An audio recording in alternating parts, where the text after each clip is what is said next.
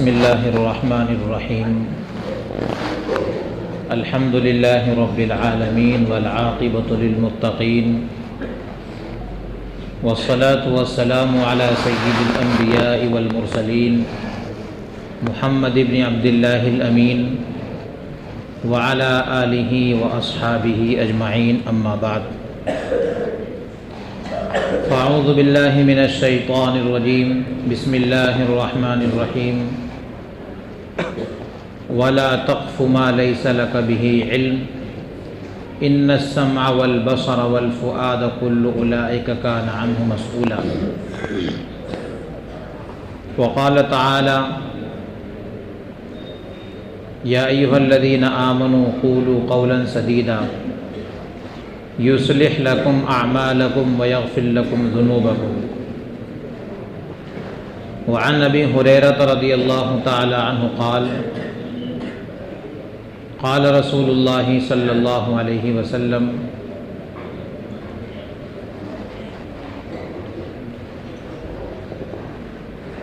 من كان يؤمن بالله واليوم الآخر فليقل خيرا أو ليصمت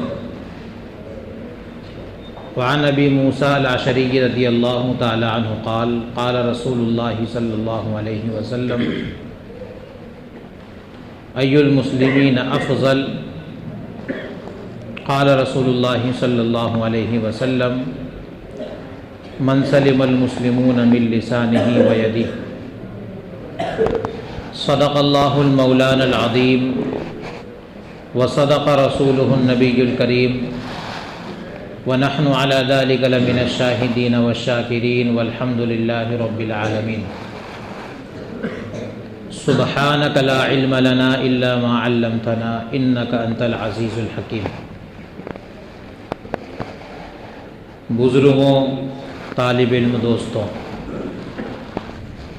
پچھلے کچھ ہفتے پہلے سورہ حجرات کا ایک مضمون اٹھایا تھا جس میں اصلاح معاشرہ کے لیے اصول عشرہ اللہ تعالیٰ نے بیان کیے ہیں، اور ان اصول عشر میں سے پہلی اصل کو ہی بیان کیا گیا تھا، بس ما بقیہ 9 اصول باقی تھے۔ لیکن اگر ان ما بقیہ 9 اصول پر ہم طائرانہ نظر ڈالیں، غور کریں، تو سب کا خلاصہ یہ آتا ہے کہ اپنی زبان کی حفاظت کرو۔ حضرت موسیٰ رضی اللہ تعالی عنہ کا قرآن نے تذکرہ کرتے ہوئے یوں بیان فرمایا، یا ایھا الذین آمنوا لا تکونوا کالذین آذوا موسیٰ، اے ایمان والوں تم ان لوگوں کی طرح نہ ہو جاؤ جنہوں نے حضرت موسیٰ علیہ السلام کو اذیتیں پہنچائیں۔ فبرأہ اللہ مما قالوا وکان عند اللہ وجیہا۔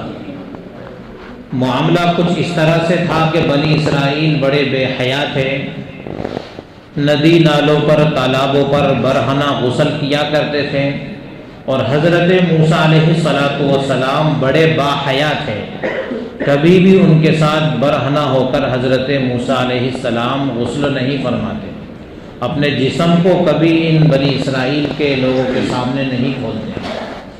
چنانچہ ان لوگوں نے حضرت موسیٰ علیہ السلام کے تعلق سے غلط الزامات لگائے، ان کے جسم میں کوئی بیماری ہے، کوئی خلل ہے، جس کی وجہ سے حضرت موسیٰ اپنا بدن ہمارے سامنے نہیں کھولتے ہیں۔ تو ایک معاملہ ایسا ہوا کہ اللہ تبارک و تعالی نے حضرت موسیٰ علیہ السلام کی براءت کرا دی، اس طرح سے کہ ایک روز حضرت موسیٰ علیہ السلام اپنے کپڑے پتھر پر رکھ کر غسل کرنے کے لیے پانی میں اترے، اور ادھر پتھر میں قوت اللہ تعالیٰ نے پیدا کر دی، اور پتھر حضرت موسیٰ کے کپڑے لے کر کے بھاگا، اور اتنا بھاگا کہ جہاں لوگ عام طور پر بیٹھے ہوتے ہیں چوراہوں پر، مجمع میں، وہاں جا کر کے پتھر رکا، اور حضرت موسیٰ علیہ السلام اپنے لباس کی تلاش میں بھول گئے کہ میں کس حال میں ہوں، اس کے پیچھے چلے جا رہے ہیں، چونکہ ان کو اپنے سطر کے چھپانے کی ضرورت تھی، کپڑے کی تلاش کی ضرورت تھی۔ چنانچہ وہ پورا واقعہ ہے کہ اللہ تبارک و تعالی نے حضرت موسیٰ علیہ السلام کو جو بنی اسرائیل نے ان پر ایک الزام لگا رکھا تھا اس سے بری کر دیا، اور اس کے بعد میں فوراً اللہ تبارک و تعالیٰ نے جو اگلا کلام ذکر کیا وہ ہمارا موضوع ہے۔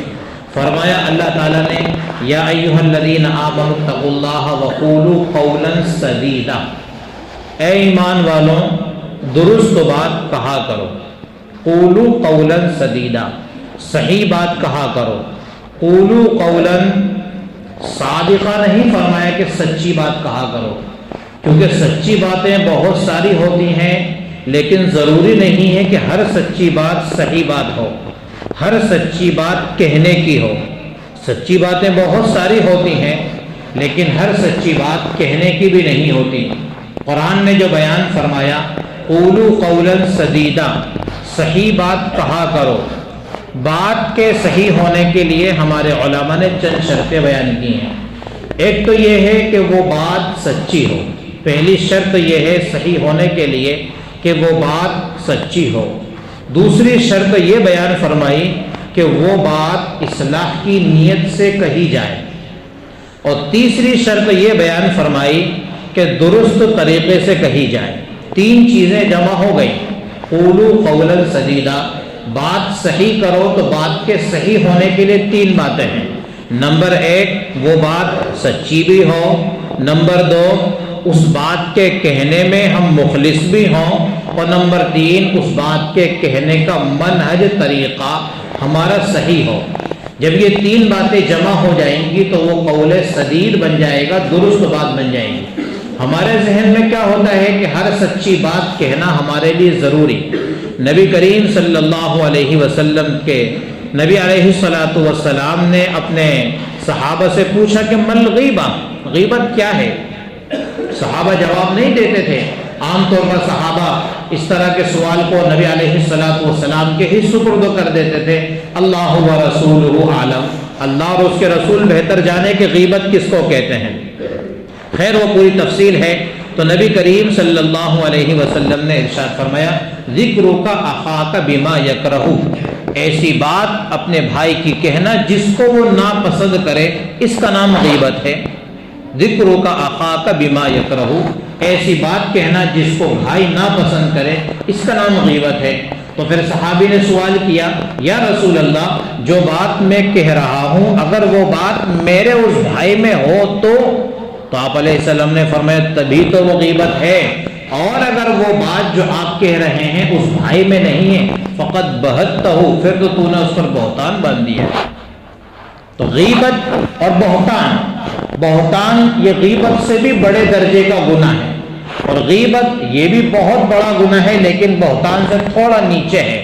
تو نبی کریم صلی اللہ علیہ وسلم نے صحابی نے جب سوال کیا کہ یا رسول اللہ جو بات میں کہہ رہا ہوں اگر وہ بات میرے بھائی کے اندر ہو پھر بھی غیبت ہے، تو آپ علیہ السلام نے کہا ہاں تبھی تو وہ غیبت ہے کہ آپ اپنے بھائی کی ایسی کوئی بات کریں کہ جب اس کو پتہ ہو جائے تو اس کو اذیت ہو، تکلیف ہو، اس بات کو وہ ناپسند کرے، اسی کا نام غیبت ہے۔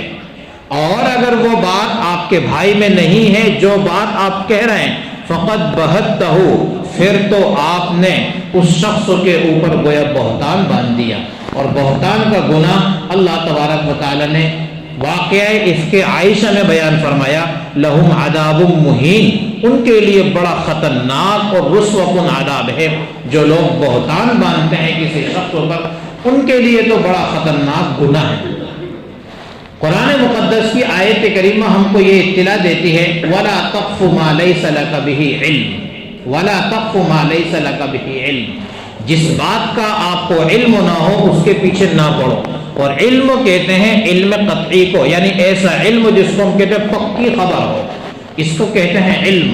وَلَا تَقْفُ مَا لَيْسَ لَكَ بِهِ عِلْمٌ، جو سنی سنائی باتیں ادھر ادھر سے اڑ کر کے ہمارے پاس چلی آئے، قرآن ان کے تعلق سے تو بڑی سخت وعید ہمارے سامنے بیان فرماتا ہے، سخت لہجے میں فرماتا ہے قرآن کریم یا ایھا الذین آمنوا ان جاءکم فاسق بنبأ فتبینوا، اے ایمان والوں کوئی فاسق اگر کوئی خبر تمہارے پاس لے کر کے آ جائے فتبینوا، کھوج بین کرو، کھوج بین کرو۔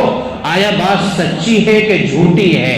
یہ ہمارے مسلم معاشرے میں بڑی کمی ہے، جو خبر آئی اس کو آگے چلاؤ، جو خبر آئی اس کو آگے چلاؤ، بھائی میں نے سنی ہے میں بھی کہہ دے رہا ہوں، یہ کہہ کر کے بات کو آگے بڑھا دیتے ہیں۔ نبی علیہ الصلوۃ والسلام کا فرمان ہے جس شخص نے یہ کام کیا اس کے جھوٹا ہونے کے لیے، آدمی کے جھوٹا ہونے کے لیے اتنا ہی کافی ہے، ہر سنی سنائی بات کو آگے بیان کر دے، اتنا ہی کافی آدمی کے جھوٹا ہونے کے لیے۔ خیر میں تو کہہ رہا تھا کہ حضرت موسیٰ علیہ السلام کے تذکرے کے بعد قرآن کریم کہہ رہا ہے یا ایھا الذین آمنوا قولوا قولا سدیدا، سچی بات کہو، صحیح بات کہو۔ تو قول سدید کے لیے تین باتیں آپ کے سامنے ذکر کی، جب یہ تین باتیں ہوں گی تو قول سدید بنے گا، اور تینوں باتوں میں سے کوئی ایک بات بھی اگر کم ہو گئی تو پھر وہ درست بات نہیں ہوگی، گرچہ وہ سچی ہو۔ مثلا مجھے کسی کے تعلق سے کوئی خبر ہے، اگر میں وہ بات اس کے سامنے نہیں کسی اور کے سامنے بیان کروں، میں نے کسی کو کوئی گناہ کرتے ہوئے دیکھا ہے، پکی بات ہے کہ میں نے گناہ کرتے دیکھا ہے اور یہ بات جو میں کہہ رہا ہوں سچی ہے، پھر اگر اس کے گناہ کو میں کہیں اور بیان کروں تو قرآن مقدس کی آیت کریمہ کی روح سے یہ بھی ممانعت ہے، کیونکہ یہ قول سدید نہیں ہوگی۔ کیوں قول سدید نہیں ہوگی؟ بات سچی ہے، لیکن ابھی تو آپ کے سامنے ذکر کیا کہ اپنے بھائی کی ایسی بات نقل کرنا جس کو وہ ناپسند کرے کسی اور کے سامنے بیان کرنا، اس کا نام غیبت ہے۔ بات سچی ہے پھر بھی غیبت ہے، بات سچی ہے پھر بھی غیبت ہے۔ درست بات کا جو قرآن نے ہم کو مکلف بنایا، اس کے لیے پہلی شرط لگائی قرآن نے کہ بات سچی ہو۔ اور میں پھر دوہرا کر کے کہتا ہوں کہ ہم لوگ بارہا اپنے دل کو ٹھنڈا کر لیتے ہیں یہ کہہ کر کے جو کہہ رہا ہوں سچی بات ہی تو ہے، یہ سچی بات بیان کرنے میں کون سا حرج ہے؟ بھائی سچی بات بیان کرنا اگر آپ کا اس کی پشت کے پیچھے ہو اس کو غیبت کہتے ہیں۔ اگر آپ نے سچی بات اس کے سامنے بیان کی اور آپ اس میں اصلاح کا ارادہ نہیں رکھتے ہیں، آپ مخلص نہیں ہیں، تو بھی آپ نے بھلی بات نہیں کی بلکہ بری بات کی۔ سچی بات کو بیان کرنے کے لیے آپ نے موقع کو تلاش نہیں کیا، ایک جرم کیا اور آپ نے مجمع عام میں بیان کر دیا، یہ بھی آپ نے درست کام نہیں کیا، یہ قول سدید سے آپ باہر ہو گئے۔ قول سدید کے لیے تینوں باتیں ضروری ہیں۔ بڑا عجیب و غریب واقعہ ہے کہ نبی کریم صلی اللہ علیہ وسلم حضرت معاذ بن جبل نے پوچھا یا رسول اللہ صلی اللہ علیہ وسلم اخبرنی، آپ مجھے خبر دیں۔ کس کی خبر دیں؟ آپ مجھے ایسا کام بتائیں جو مجھے جنت میں داخل کرا دیں۔ عجیب و غریب سوال کیا، یا رسول اللہ صلی اللہ علیہ وسلم اخبرنی علی عمل یدخلنی الجنہ، ایسا عمل مجھے بتاؤ جو مجھے جنت میں داخل کر دے، ویباعدنی من النار، اور جہنم سے دور کر دے۔ کیا پوچھا؟ یا رسول اللہ کام وہ بتاؤ جو جنت میں داخل کر دے، جہنم سے دور کر دے۔ نبی کریم صلی اللہ علیہ وسلم فرماتے ہیں قال رسول اللہ صلی اللہ علیہ وسلم سألتا عن عظیم، بہت بڑی بات تو نے پوچھی ہے معاذ، چھوٹی نہیں، معاذ بات جو پوچھی ہے بہت بڑی بات تو نے پوچھی ہے، کیونکہ یہ بہت بڑی بات ہے، جنت میں داخل کر دے اور جہنم سے دور کر دے۔ ایسا مجھے عمل بتاؤ یا رسول اللہ جو مجھے جنت میں داخل کرے، جہنم سے مجھے دور کرے۔ آپ علیہ السلام فرماتے ہیں سألتا عن عظیم، بڑی بات تو نے پوچھی ہے۔ لیکن پھر آگے نبی علیہ السلام فرماتے ہیں یسر علی من یسرہ اللہ، یہ بات جس پر اللہ آسان کر دے اس کے لیے آسان بھی ہے۔ بات گرچہ بہت بڑی تو نے پوچھی ہے لیکن جس کے لیے اللہ آسان کر دے اس کے لیے وہ کام آسان بھی ہے۔ پھر آپ علیہ السلام نے ارشاد فرمایا تعبد اللہ ولا تشرک بہ شیئا، اللہ کی عبادت ایسی کر کے اس کے ساتھ کسی کو شریک نہ کر۔ پھر آپ نے فرمایا وتقیم الصلاۃ، نماز کی پابندی کر۔ پھر فرمایا وتؤتی الزکاۃ، زکات کا اہتمام کر۔ وتصوم رمضان، رمضان کے روزے رکھ۔ وتحج البیت، اور پھر فرمایا کہ حج کر۔ پھر آپ نے آگے ارشاد فرمایا اولا ادلکم علی خیر، کہ میں اور تمہارے بھلائی کے دروازوں پر رہنمائی کر دوں۔ بہت ساری بھلائیاں آپ علیہ السلام نے گنا دی۔ آخر میں نبی کریم صلی اللہ علیہ وسلم نے فرمایا الا اخبرک بملاک ذالک کلہ، اے معاذ کیا میں ایسی بات بتا دوں جو ان سب کو حاوی ہو، ایک کام ایسا بتا دوں کہ یہ سب کام اسی ایک کام میں آ جائیں۔ قلت بلا یا رسول اللہ، جی ضرور بتائیں یا رسول اللہ بتائیں۔ حضرت معاذ کہہ رہے ہیں ضرور بتائیے یا رسول اللہ صلی اللہ علیہ وسلم، آپ ضرور بتائیں۔ اخذ بلسانی، یوں زبان پکڑ لی نبی کریم صلی اللہ علیہ وسلم نے، اپنی زبان پکڑ لی. اور یہ زبان پکڑنا، یہ اشارہ کرنا ہے. اور اشارے سے کس کو سمجھاتے ہیں؟ بچوں کو سمجھاتے ہیں. بڑوں کو اشارے کر کے نہیں سمجھاتے، بچوں کو اشارے کر کے سمجھاتے ہیں. حضرت معاذ بن جبل رضی اللہ تعالی عنہ تو وہ جبال العلم ہیں، ابا کا نام بھی جبل ہی ہے اور ابن الجبل بھی ہیں اور واقعتاً جبال العلم بھی ہیں. حضرت معاذ بن جبل رضی اللہ تعالی عنہ وہ صحابی ہیں جن کو نبی علیہ الصلوۃ والسلام نے یوں فرمایا، واللہ انی لاحبک یا معاذ. کسی اور کو نہیں کہا تھا، معاذ کو ہی کہا تھا، اے معاذ میں تم سے اللہ کے خاطر خوب محبت کرتا ہوں. یہ معاذ کو کہا تھا. پھر معاذ کو زبان پکڑ کے سمجھا رہے ہیں. معاذ ہی وہ صحابی ہیں جن کو رخصت کرنے کے لیے نبی کریم صلی اللہ علیہ وسلم 7 میل چلے. جب کوئی قافلہ روانہ کرنا ہوتا، کسی ملک کا کسی کو گورنر بنا کے بھیجنا ہوتا، مسجد النبی صلی اللہ علیہ وسلم سے ہی آپ اس کو رخصت کر دیتے. لیکن جب معاذ کو یمن کا گورنر بنا کر کے بھیجا تو حضرت معاذ بن جبل رضی اللہ تعالی عنہ کو رخصت کرنے کے لیے 7 میل نبی علیہ الصلوۃ والسلام پیدل چل کے گئے. اور جب وہاں پہنچے تو حضرت معاذ بن جبل سے کہتے ہیں، اے معاذ یہ تیری اور میری جدائی ہے، یہ تیری اور میری آخری ملاقات ہے. معاذ اللہ کے خاطر میں تجھے روانہ کر رہا ہوں. تجھ سے محبت تو اس قدر ہے کہ میں تجھ کو جدا کرنا پسند ہی نہیں کرتا. معاذ اب جب تو لوٹ کے مدینہ دوبارہ آئے گا تو یا تو میری قبر پائے گا یا مسجد نبی کو پائے گا، مجھے نہیں پائے گا. یہ معاذ بن جبل رونے لگے. حضرت معاذ ایسا رو رہے کہ روایت میں آتا ہے کہ ان کا بدن ہل رہا تھا. نبی علیہ الصلوۃ والسلام بھی ان کا رونا دیکھ کر رونے لگے. لیکن نبی علیہ الصلوۃ والسلام نے اپنا منہ مدینے کی طرف پھیر لیا. یار کی جدائی میں آنسو بہا رہے ہیں، کہیں میرے آنسو معاذ کو نظر نہ آ جائیں کہ اس کا دل ڈاماڈول ہونے لگے. میں اس کو روانہ کر رہا ہوں، کہیں رک نہ جائے. نبی علیہ السلام نے اپنے آنسو چھپائے. جیسے ہمارے طلبہ جب اپنے گھر سے روانہ ہو کے آتے ہیں تو ان کی آنکھوں سے آنسو آتے ہیں، یہ بھی اپنا چہرہ پھیر لیتے ہیں. ان کی مائیں بھی اپنے آنسو بہاتی ہیں، ماں بھی چہرہ پھیر لیتی ہے.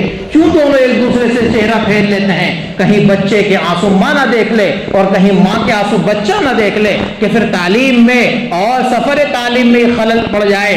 بچہ ماں کی محبت میں ڈوب کر کے رہ جائے، ماں اپنی اولاد کی محبت میں ڈوب کر کے رہ جائے. دونوں ایک دوسرے سے اپنا منہ گھما لیتے ہیں. بچہ بھی ماں سے رخ پھیر لیتا ہے، ماں بھی اپنے منہ کو پلو میں چھپا لیتی ہے. نبی علیہ السلام نے بھی اپنا منہ معاذ سے پھیرا مدینے کی طرف، کہیں میرے آنسو معاذ دیکھ نہ لیں. یہ وہ معاذ ہیں جن کے تعلق سے نبی علیہ السلام نے فرمایا کل قیامت میں علماء کا جھنڈا جن کے ہاتھ میں ہوگا وہ حضرت معاذ بن جبل ہی ہوں گے. خیر میں تو یہ کہہ رہا تھا کہ بچوں کو سمجھاتے ہیں اشارہ کر کے، لیکن نبی علیہ السلام اس معاذ کو سمجھا رہے جن کی فضیلت میں نے بیان کی. چنانچہ حضرت معاذ بن جبل رضی اللہ تعالی عنہ کو جب سوال کا جواب دینے لگے اخذ بلسانی، تو نبی علیہ السلام نے اپنی زبان کو پکڑا اور پھر فرمایا. سوال یاد رکھنا، سوال یاد رکھنا. نبی علیہ السلام سے معاذ سوال کیا کر رہے ہیں؟ اخبرنی علی عمل یدخلنی الجنہ ویباعدنی من النار. یا رسول اللہ عمل ایسا بتانا جو جنت میں داخل کر دے، جہنم سے دور کر دے. اس سوال کا جواب میرے نبی علیہ الصلوۃ والسلام دینے جا رہے ہیں. فعل سے بھی جواب دیا، قول سے بھی جواب دیا. اخذ بلسانی، اپنی زبان کو آپ علیہ الصلوۃ والسلام نے پکڑ لیا. پھر آپ علیہ السلام فرمایا، پھر آپ فرماتے ہیں روایت کے اندر آتا ہے اخذ بلسانی قال رسول اللہ صلی اللہ علیہ وسلم کفا علی لسانی ہذا، اپنی زبان پہ کنٹرول کر لیں. ایک جملہ کہا، اپنی زبان پہ کنٹرول کر لیں، اپنی زبان پہ کنٹرول کر لیں. حضرت معاذ نے پھر سوال کر لیا، قلت یا رسول اللہ وَإِنَّا لَمُؤَاخَذُونَ بِمَا نَتَكَلَّمُ بِهِ، ہم جو بولتے ہیں کہ اس پر ہماری پکڑ ہوگی یا رسول اللہ. سوال کر لیا آپ علیہ السلام سے، یا رسول اللہ ہم جو بولتے ہیں کہ اس پر ہماری پکڑ ہوگی. عربوں کا ایک کلام ہے، نبی علیہ السلام نے اس کلام کو استعمال کیا. روایت کے الفاظ ہیں فقال رسول اللہ صلی اللہ علیہ وسلم ثقلت کا امک. لفظ ترجمہ تو یہ ہے کہ تجھ پر تیری ماں روئے، تجھے تیری ماں گم پائے. لیکن یہ بد دعا کا کلمہ نہیں ہے، بلکہ کہہ لو اس مقام پر نبی علیہ السلام نے تنبیہ کے لیے حضرت معاذ بن جبل سے کہا ہاں معاذ بالکل جو تو نے سوال کیا ہے وہ تیرا سوال برحق ہے، اور ہاں سن آگے میں کیا کہنے جا رہا ہوں۔ نبی کریم صلی اللہ علیہ وسلم نے ارشاد فرمایا هل يكب الناس في النار هل يكب الناس في النار على وجوههم الا حصائد السنتهم، ہاں لوگوں کو جہنم میں ڈالنے والی ان کی زبان کی کٹی ہوئی کھیتی ہی ہے۔ زبان کی کٹی ہوئی کھیتی لوگوں کو آگ میں اوندھے منہ جہنم میں پھینکے۔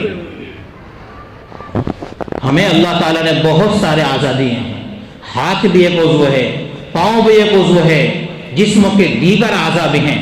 ہاتھ سے اتنے گناہ نہیں ہوتے، پاؤں سے اتنے گناہ نہیں ہوتے، 80% گناہ کا صدور ہماری زبان سے ہوتا ہے، 80% گناہ کا صدور زبان سے ہوتا ہے۔ امام غزالی علیہ الرحمہ نے وہ بڑے بڑے گناہ شمار کرائے جو زبان سے صادر ہوتے ہیں۔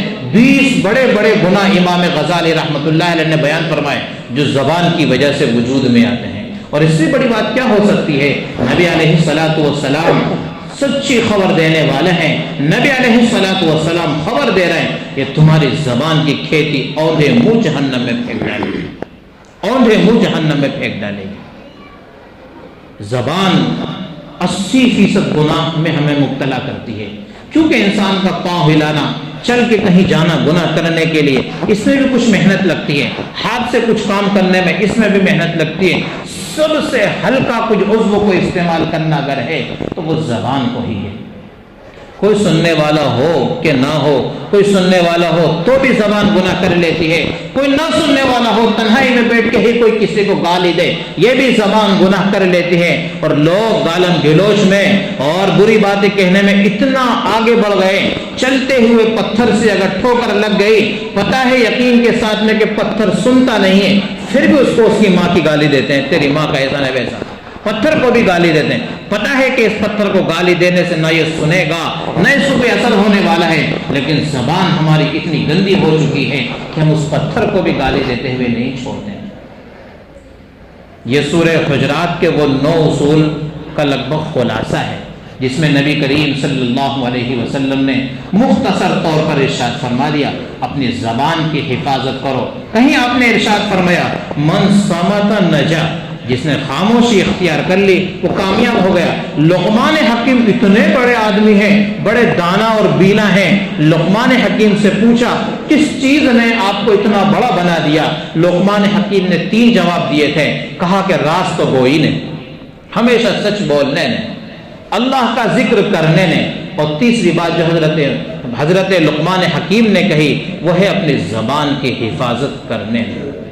زبان کی حفاظت، غیبت زبان سے ہوگی، چغل خوری زبان سے ہوگی، گالم گلوچ زبان سے ہوگی، آپ سے نفرتیں زبان کی وجہ سے ہوں گی، سینوں میں چھپے ہوئے گناہ کا صدور اور ظہور زبان سے ہوگا، برائی کسی کی انسان کی زبان سے ہوگی، جھگڑے فساد انسان کی زبان سے ہوں گے، جھوٹ جیسی گندی اور بدبودار شے کا صدور بھی زبان سے ہی ہے۔ زبان کی حفاظت۔ حضرت ابو موسیٰ اشعری رضی اللہ تعالی عنہ نے جو سوال کیا ای المسلمین افضل، متفق علیہ روایت بخاری اور مسلم کی، پوچھ لیا یا رسول اللہ مسلمانوں میں افضل مسلمان کون ہیں؟ نبی علیہ السلام نے ارشاد فرمایا من سلم المسلمون بلسانہ ویدہ، جس کی زبان اور ہاتھ سے لوگ محفوظ رہیں، جس کی زبان اور ہاتھ سے لوگ محفوظ رہیں۔ زبان کا تذکرہ ہر مقام پر نبی علیہ السلام نے فرمایا۔ زبان سے انسان کے اس قدر گناہ ہوتے ہیں کہ یہ زبان انسان کو اوندھے منہ ڈھکیل کر جہنم میں پھینک دیتی ہے، انسان کو اوندھے منہ جہنم میں پھینک دیتی ہے، پوری زندگی کی عبادت میں رائگاں ہو جاتی ہیں۔ بلکہ روایت میں یہاں تک بھی آتا ہے انسان کوئی کلمہ اپنی زبان سے کہتا ہے جہنم سے اتنا قریب ہو جاتا ہے جتنا کہ مشرق و مغرب کی دوری ہے، اتنا زیادہ جہنم سے قریب ہو جاتا ہے، اور جنت سے اتنا دور ہو جاتا ہے جیسا کہ مشرق و مغرب کی دوری ہے، اتنا دور جنت سے دور چلا جاتا ہے، جہنم سے اس قدر قریب ہو جاتا ہے۔ تو اپنی زبان کی حفاظت، ہر سنی سنائی بات کو نقل کر دینا قرآن ہم کو سختی سے منع کرتا ہے۔ اور میں نے بات کی ابتدا یہاں سے کی تھی یا ایھا الذین آمنوا اتقوا اللہ وقولوا قولا سدیدا، تقوی اختیار کرو اور درست بات کرو، نتیجہ کیا ہوگا؟ یصلح لکم اعمالکم ویغفر لکم ذنوبکم، صحیح بات کریں گے اعمال بھی درست ہو جائیں گے۔ یصلح لکم اعمالکم، اعمال اس سے پتہ چلا کہ اعمال بگڑتے ہی بری بات کہنے سے ہیں، یصلح لکم اعمالکم ویغفر لکم ذنوبکم. اس سے استدلال کیا حضرت مفتی سلمان صاحب بجنوری دامت برکاتہم العالیہ نے کہ انسان جب اپنی زبان سے کوئی بری بات کہتا ہے تو اس کے اعمال بگڑتے ہیں، چونکہ بھلی بات کہنے پر اعمال کی اصلاح قرآن نے بیان فرمائی. اتقوا اللہ وقولوا قولا سدیدا. جب تقوی اختیار کریں گے، بھلی بات کریں گے، نتیجہ کیا نکلے گا؟ یصلح لکم اعمالکم. اللہ تعالیٰ اعمال کو درست کر دے گا، اعمال سنوار دے گا، اور جو پچھلے گناہ ہوئے ہیں ان کے تعلق سے بھی فرما دیا ویغفر لکم ذنوبکم. پچھلے گناہوں کو بھی اللہ تعالیٰ معاف فرما دے گا. اور اس کا دوسرا مفہوم کیا برآمد ہوتا ہے؟ دوسرا مفہوم اس کا کیا نکلتا ہے؟ اگر زبان کی حفاظت نہیں کی، صحیح بات کی جگہ پہ غلط بات ہم نے کی، ہمارے اعمال کو اللہ تعالیٰ بگاڑ دے گا. اور اللہ تعالیٰ اعمال کو بگاڑنے کے ساتھ ساتھ مغفرت بھی پھر ہماری اتنی آسانی سے نہیں ہوگی. تو زبان کی حفاظت انسان کے لیے بہت ضروری ہے. حضرت ابو ہریرہ رضی اللہ تعالی عنہ کی روایت میں صاف طور پر نبی کریم صلی اللہ علیہ وسلم نے ارشاد فرمایا فَلْيَقُلْ خَيْرًا أَوْ لِيَصْمُتْ. بولنا ہے تو سچ بولو، بولنا ہے تو بھلی بات بولو، ورنہ خاموشی اختیار کرو، خاموشی اختیار کرو. حضرت ابو درداء کے تعلق سے تو آتا ہے کہ نبی کریم صلی اللہ علیہ وسلم نے حضرت ابو درداء کو براہ راست یہ پیغام دیا تھا اپنی زبان پر پابندی لگاؤ اور اپنی زبان پر کنٹرول کرو. تو آتا ہے روایت کے اندر کہ حضرت ابو درداء رضی اللہ تعالیٰ مہینہ گزر جاتا تھا کسی سے بلا وجہ بات ہی نہیں کرتے تھے، کسی سے بات ہی نہیں کرتے تھے. بہت کم گفتگو کرنے والے صحابہ میں حضرت ابو درداء رضی اللہ تعالی عنہ ہیں. تو خلاصہ یہ ہے پوری بات کا کہ ہم اپنی زبان کی حفاظت کریں، کیونکہ اتنے گناہ انسان کے دیگر اعضاء سے نہیں ہوتے ہیں. بلکہ نبی علیہ السلام نے تو عجیب بات ارشاد فرما دی، لوگ مجھے 2 عضو کی ضمانت دے دیں میں جنت کی ضمانت دیتا ہوں. اور اس سے بڑی بات کیا ہو سکتی ہے؟ ایک تو کہا کہ اپنی شرمگاہ کی مجھے ضمانت دے دو اور اپنی زبان کی مجھے ضمانت دے دو. کبھی دونوں کو غلط جگہ استعمال نہیں کرو گے. شرمگاہ کسی حرام کام میں استعمال نہیں ہوگی، زبان کبھی کسی کے خلاف اور کسی کو اذیت پہنچانے کے لیے استعمال نہیں ہوگی. نبی علیہ السلام فرماتے ہیں میں اس کو جنت کی ضمانت دیتا ہوں، میں اس کو جنت کا ضامن ہوں، میں جنت دلاؤں گا اس کو اللہ تعالیٰ سے. صرف 2 اعضاء کی حفاظت پر نبی علیہ السلام جنت کی ضمانت دے رہے ہیں. لہذا اللہ تعالیٰ سے دعا کریں کہ اللہ تعالیٰ ہم کو اپنی زبان پر کنٹرول رکھنے کی توفیق عطا فرمائے. وما توفیقی الا باللہ.